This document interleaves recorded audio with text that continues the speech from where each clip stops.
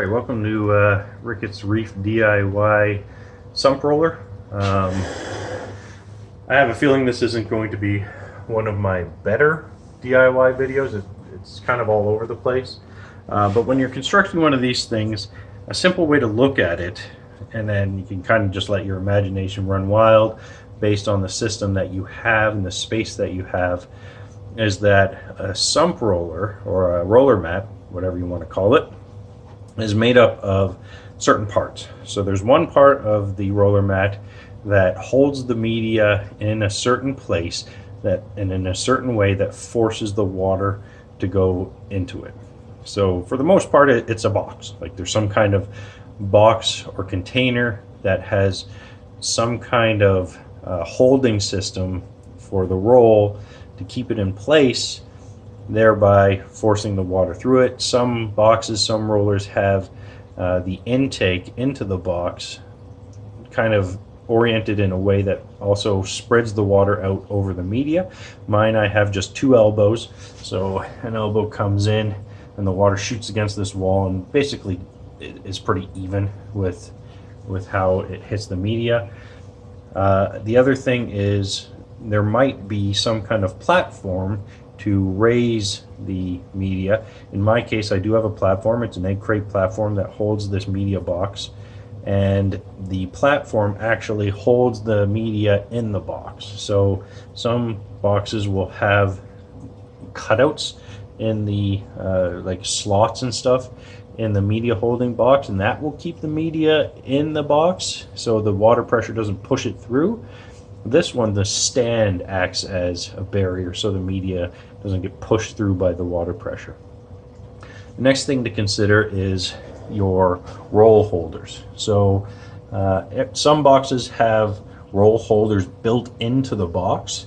They're more compact. Those are going to be your more commercial options. They usually want to create a compact product so it's easy to pack, easy to ship.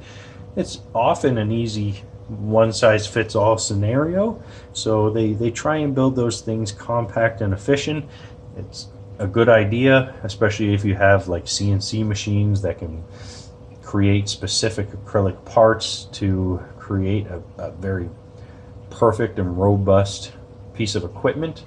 I don't have that. I'm just kind of ad hocing DIY as I have stuff available to me. And then, you know, once you kind of get your roller holders set up, there's all sorts of ways to do it. You can see many people do it on all sorts of different ways. You get your roller holders set up somehow, some way, then you have your rolls.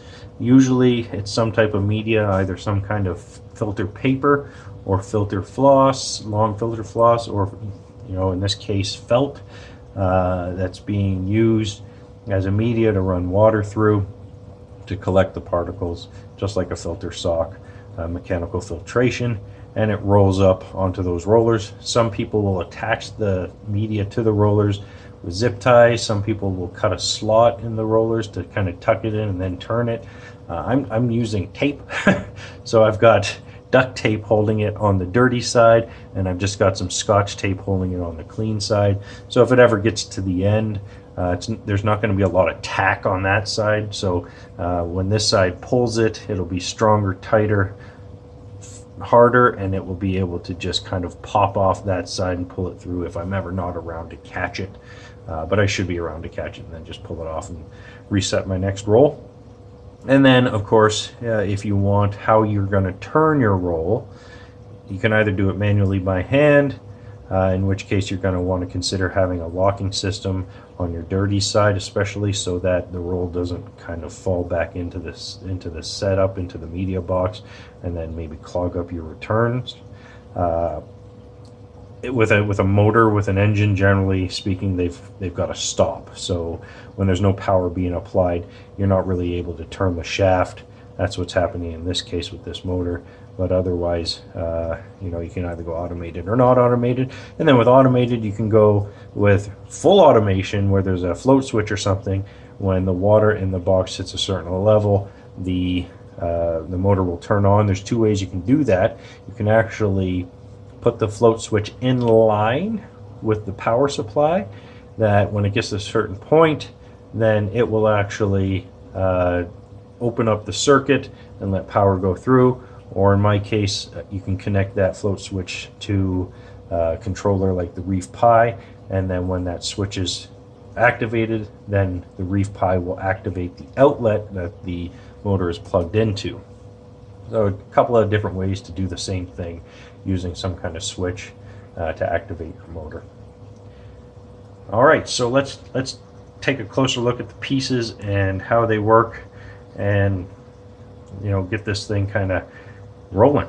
All right, one of the main components is the container that holds the filter media inside the sump.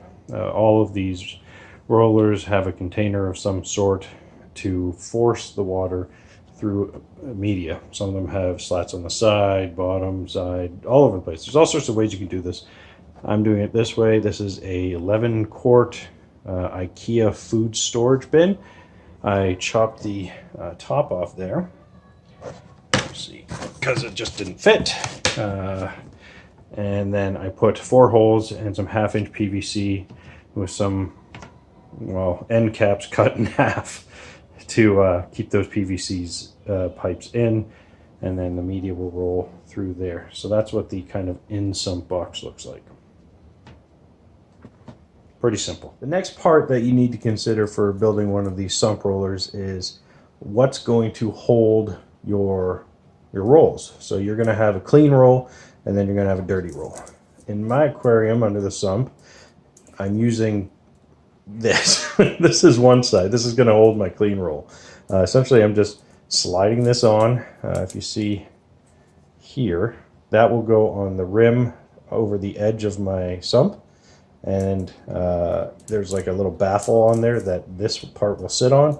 And then these 2 pieces will go on either side of the baffle, so the thing won't tilt this way or that way when it's unrolling, but it'll be going such a slow speed and not have that much pressure. It's not a big deal. And then, if you're building one of these, depending on your setup, you might have another one on the other side of the roll to kind of hold the other side of the thing. So the inner tube, which I am using 3/4-inch piping. So the inner tube of the roll, you've got the roll wrapped around the inner tube, and then the inner tube sits on your roll holders or your tube holders, and then you would probably have to put some kind of flange on one of the sides to stop it from falling out. Depends, you could try without it, but safety's sake, it would be a good idea. And then on mine, my sump, because of the way it's set up, there's a board on the other side at the edge of my sump, so I'm just putting a screw in the board, and that will kind of hold the inner tube, and I'll show you that in a second. So this is one side, this is the clean side, and then on the dirty side, which will be closest to me, is quite the contraption. So it's the same kind of basic premise, that same upright there, which will be going over the glass. And then I've got this kind of arm here, which will help guide the roll onto the dirty tube perfectly. It's more of a concern that it gets on the dirty tube perfectly than it is on the clean tube. Because on the clean tube, you're basically rolling it on perfectly.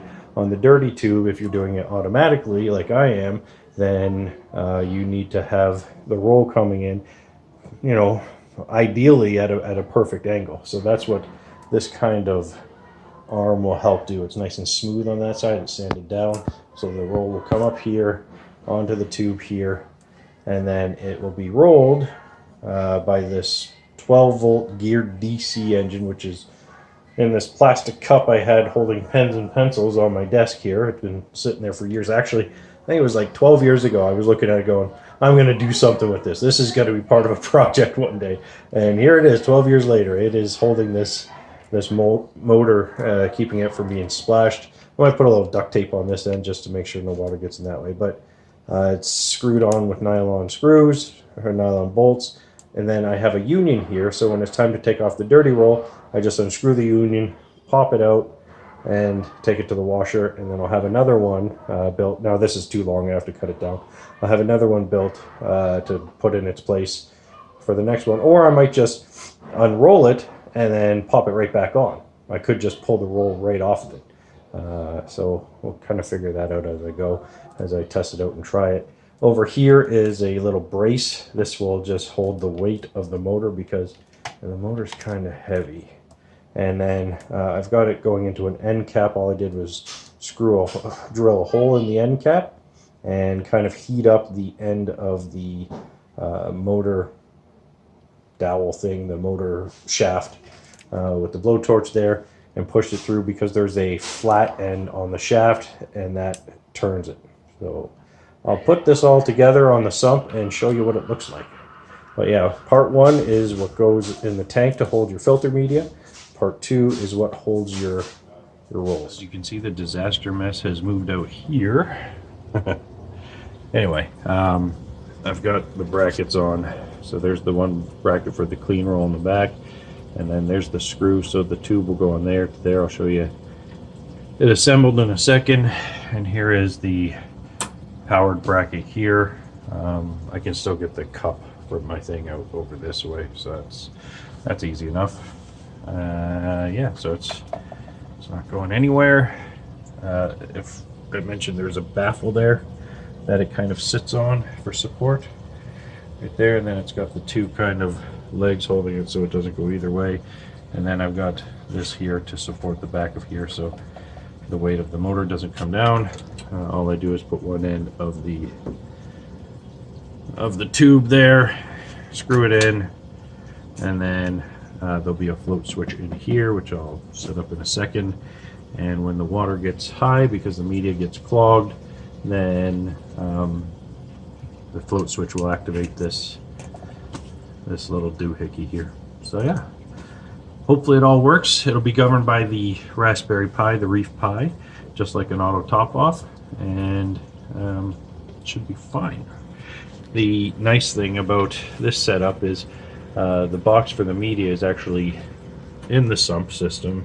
So if it starts overflowing, because the water level's there, if it starts overflowing, it's not a big deal because it's still in the sump.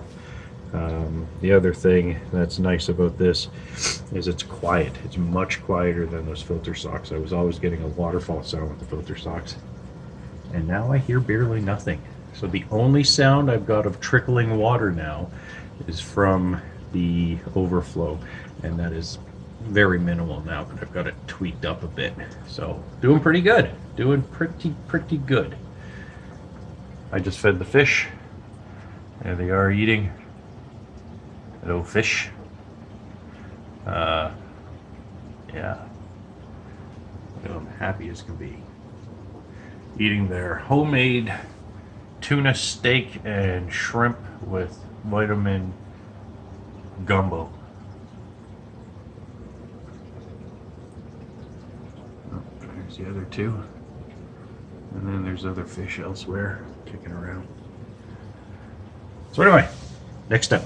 The other thing we have to talk about is the media, filter media. So there's a bunch of different stuff you can use. I'm using this, it's felt. It's 100% polyester. It's felt. It's the same material that filter socks are made out of. Most filter socks, 200 micron, are made out of felt.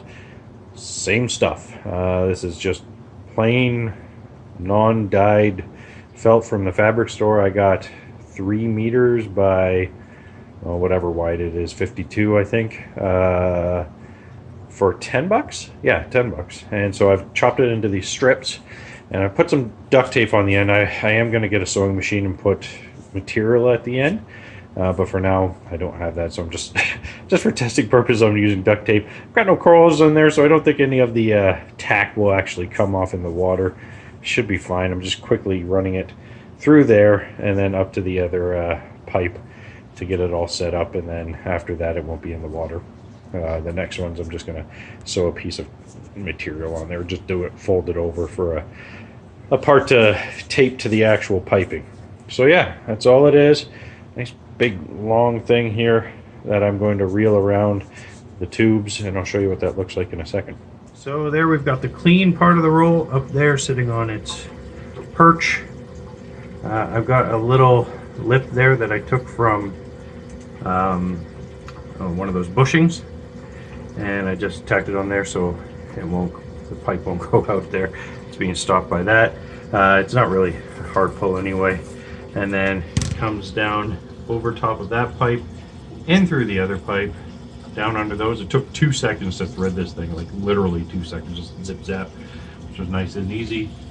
Under, over, this kind of thing. And now with this end, I'm just going to tape it to this, pop it on there. Show you what that looks like in a second. For now, I'm not gonna put in the float switch. I have it already. It's all wired up and ready to go, programmed and everything. I'm just gonna do it manually for the first little while, just to get a feel for what this thing needs, how it works. I can just flick on the outlet that is connected to the reef-pi, and then eventually I'll just have the float switch that will go in. I'll probably hang it from there or something. That'll go in the bucket there, and it will govern the water level. So pretty cool. After putting the filter media in, it did not raise the water level any. So that's nice. And it is staying perfectly over the hole, which I don't know if you can see from down there.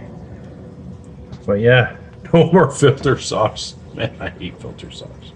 All right, 1 second. I'll show you it with the thing on, and I'll show you it turning with the reef-pi. 1 second. Okay, so here we are on the maiden voyage of the DIY roller mat. Let's see if it works.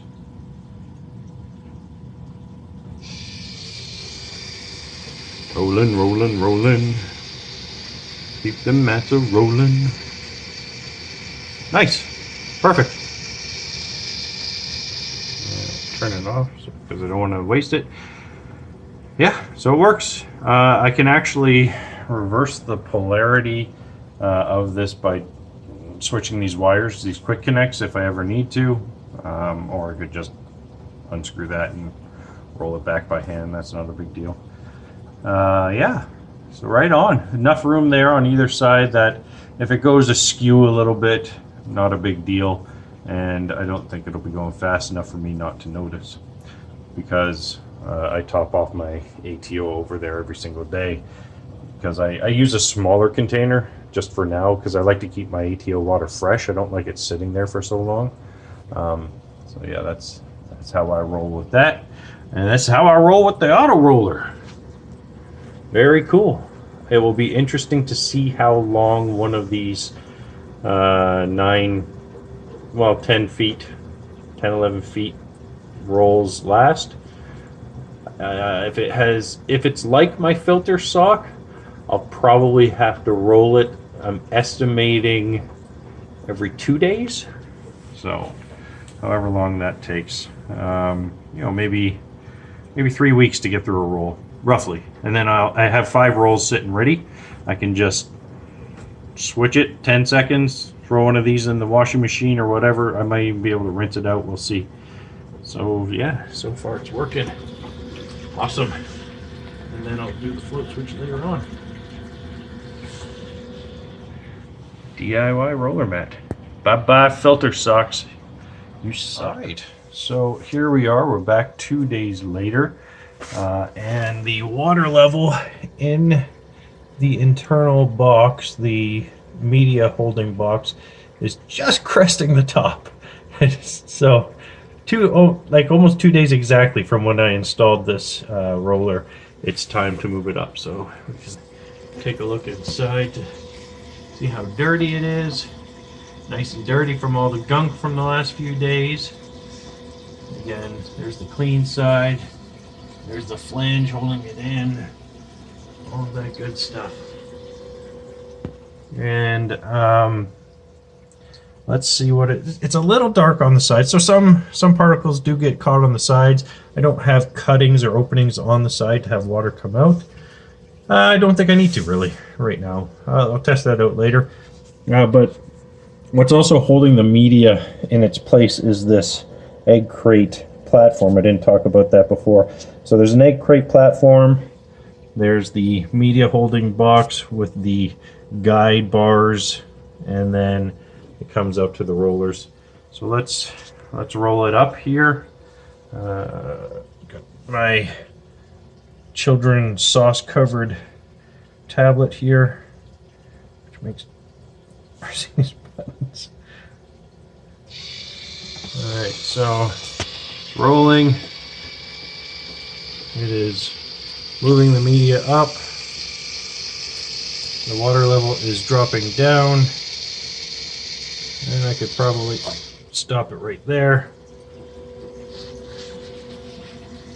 Let's see here. I'll move it a bit more. But as you see, the water level has now gone from the top down. It is pretty much almost even with the water level in the sump because it is now draining through clean media. I'll move it a little bit more, although this tablet is not making it fun. There we go. Just for argument's sake, we'll bring it up even more just to take a look at what the dirty part looks like. Just for the maiden voyage here.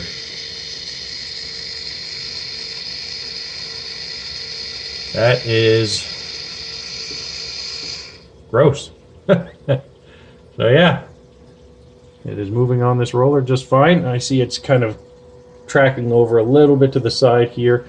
I'll just keep an eye on that, see how that goes. If it goes too much to the side, I may put a flange on this and just to keep it on a level, but I don't think it should be a problem long term.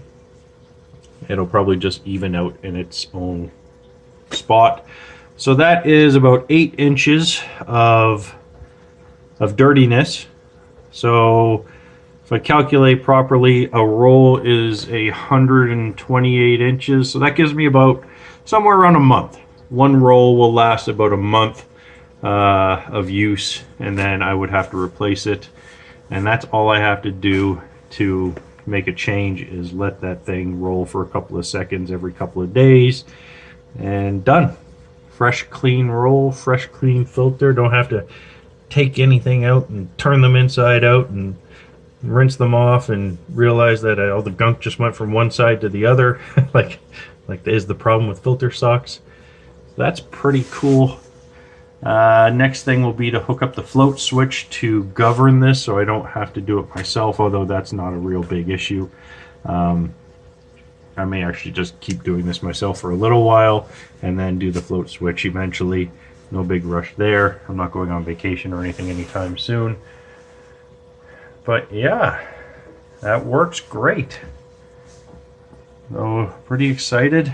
Everything seems to be holding fine. It's really not that complicated of a system, and I can't see much issue from it long term because it is pretty simple. So any questions, comments, definitely feel free to drop them below. There'll probably be a few more updates on this in the future, especially when I get that float switch going. And other than that, hopefully it just continues to work as is. Oh, the other thing I didn't mention, sorry, now that I just think about it, is the water, how it enters the box. So some people I've seen on their DIYs, it just comes straight down onto the media. So what happens then is you just get this like dot, this really concentrated dirty dot, and then it kind of spreads out after that. If you look at some of the manufactured ones, they have a pipe that kind of goes out and then there's slats in it, so the water coming into your media box is spread out over, you know, the width of the filter. So mine doesn't have that, it has just L's. So when the water comes down, it hits the L and then it kind of slams against this wall and then just kind of comes down here and then down there. So that works good enough. From what I can see, I've got a pretty good even dirt pattern here. Yeah, that is a pretty good even. There's no real big concentrated spots. Little lighter on the edge here as opposed to, say, the middle, but not too bad. And then of course there is dirt caught in the sides, and this is where the guide pole was, that bottom guide pole. So that's kind of neat. That's kind of cool. It's doing its job. Certainly doing its job. That's a lot of gunk that is not in the tank. And I gotta tell you, the glass is a little dirty, but the water quality right now is, I just fed, but overall the water quality, I could say I can see a difference. There is definitely a clarity difference in this system. Yeah. So again, any comments, questions, drop them below, and hopefully I can answer them satisfactory in a timely manner. All right, later. Okay, just a PS add-on to this video.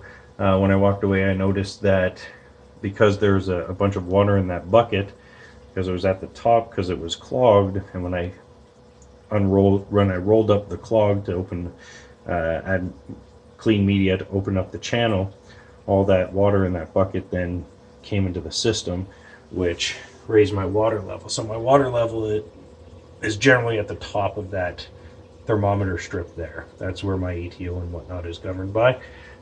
So it raised my water level. I may have a tiny bit of a salinity change. Like, I don't think anything will be noticeable in water volume this big with a bucket that size. If it was a bigger bucket, like, just for your consideration, so say if you were making one of these, something similar, if you were using a big bucket, you might want to consider making sure that you change the media, you roll the media when the water level only gets to a certain level. So even me going forward, I may set the float switch up when the water level is only at half the bucket, so it opens it up and drops the water level down that way, just to keep it more stable. It does mean it would reduce the length of time that a roll would last, because I would essentially be rolling it up a little less efficient than, say, letting it get completely clogged, rolling it completely clogged, rolling it completely clogged. I'd be doing it like half clogged, rolling, half clogged, rolling, and even in just increments at a time. You know, we'll see how that works out, but something to be mindful of when you're building these, that you want to time your rolling in a way that doesn't release a whole bunch of water into your system, creating maybe a salinity spike. All right, that's it for now. Later.